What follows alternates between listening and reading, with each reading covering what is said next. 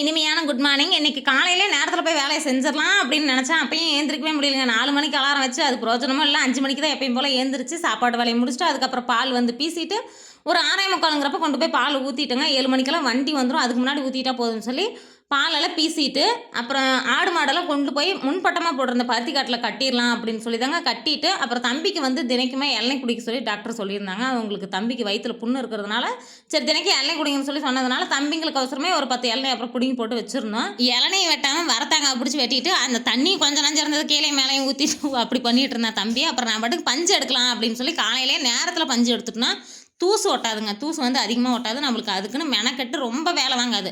நானே எடுத்தேன்னா காட்டிலேயே 1, 2 இருக்கிற தூசெல்லாம் எடுத்து கீழ போட்டுட்டு, காய வச்சு அப்படியே சாக்கு பிடிச்சிருவேன். அந்த மாரி நான் பண்ணிருவேன். ஆளுங்களையும் கூப்பிடலான்னு பார்த்தேங்க. சரி நம்மளுக்கும் சரியா வேலையே இல்ல. எப்படினாலும் இன்னைக்கு வேலை கொஞ்சம் டிமாண்டா இருக்கிற மாரி எனக்கு தெரிஞ்சுது. அதனால வந்து சரி நம்மளே எடுக்கலாம். காலையிலயும் சாயந்தரமும் எடுக்கலான்னு சொல்லி உட்டுட்டேன்.